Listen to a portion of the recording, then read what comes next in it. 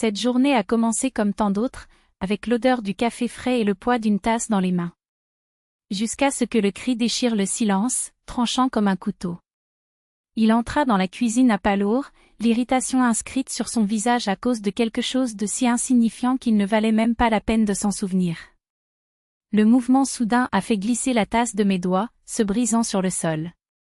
Avant que je puisse réagir, sa main fendait déjà l'air vers moi, et je me jetai contre le mur, les doigts toujours fermés dans le vide où se trouvait la porcelaine chaude.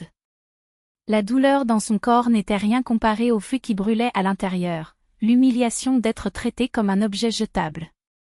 C'est alors que je l'ai vu. Sa mère, debout sur le seuil, observait tout avec un détachement qui me glaçait le sang. Pas de choc, pas de geste de désapprobation, juste ce regard vide, comme s'il regardait une scène quotidienne sans importance. Tandis qu'il continuait à déchaîner sa fureur, lançant des objets, criant des mots plus tranchants que n'importe quel coup, elle restait immobile sur le canapé, les mains calmes sur ses genoux. Ses yeux parcoururent la pièce comme si je n'étais pas là, comme si le bleu qui se formait déjà sur mon bras était moins pertinent qu'un pli déplacé dans son sac. Lorsqu'il s'arrêta enfin, haletant, ce fut elle qui se leva, en silence, pour emballer ses affaires.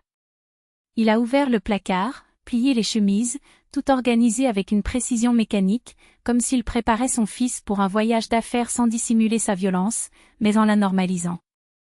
Chaque mouvement de ses mains était un coup de couteau. Son silence n'était pas une neutralité, c'était une complicité. C'était comme s'il disait, sans parole, que tout était acceptable, que je le méritais. Quand la porte s'est refermée derrière eux, je suis restée là, recroquevillée sur le sol, la douleur physique laissant déjà la place à quelque chose de bien pire, la certitude d'être seule. Il n'y avait pas d'allié, pas même dans ce qui était censé être une seconde mère. Mais c'est précisément cet abandon qui a allumé une étincelle en moi.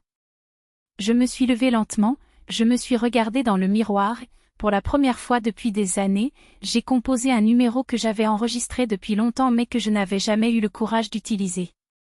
La nuit fut longue.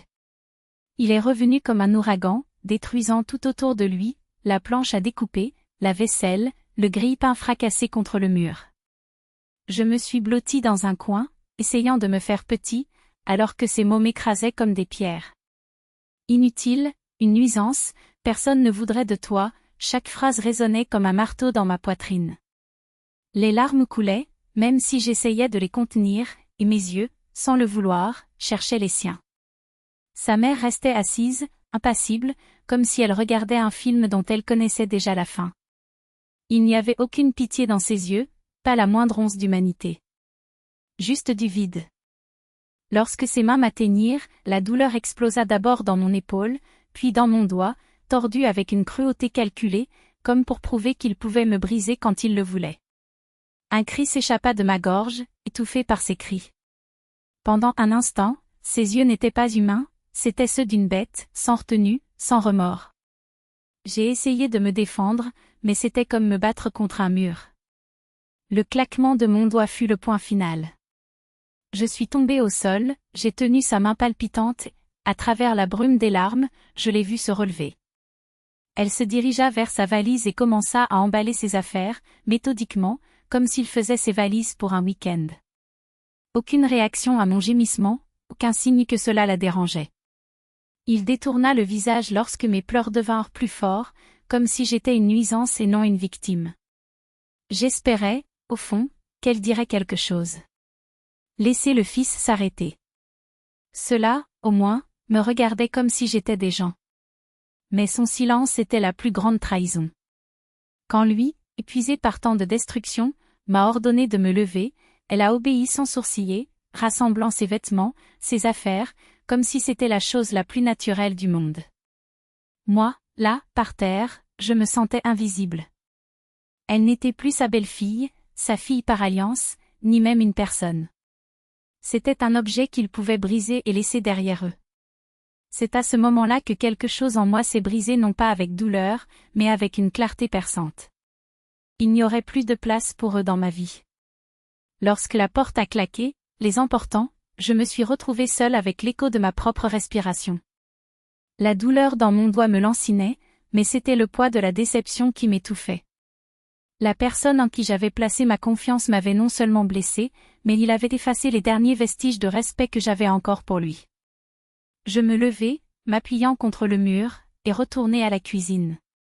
La tasse cassée était toujours là, les miettes de pain éparpillées sur la table, symbole d'une vie dans laquelle j'avais tout donné et reçu que du dédain. Mais cette fois, la colère était plus forte que la peur. J'ai décroché le téléphone, en serrant la main, j'ai composé le numéro qui allait tout changer. La voix à l'autre bout du fil était ferme et accueillante. J'ai tout raconté, les coups, les menaces, le doigt cassé, l'indifférence de la belle-mère. Restez où vous êtes, nous y viendrons, disait-il. Mais j'avais déjà décidé, je n'attendrai plus. Il n'était pas une victime. C'était une femme. Une demi-heure plus tard, la police était à ma porte. Ils ont enregistré chaque détail, les bleus, les déclarations, la froideur avec laquelle elle essayait de tout minimiser. Lorsque sa mère a essayé d'intervenir en disant que ce n'était pas grave, ses paroles n'ont fait que renforcer ma détermination.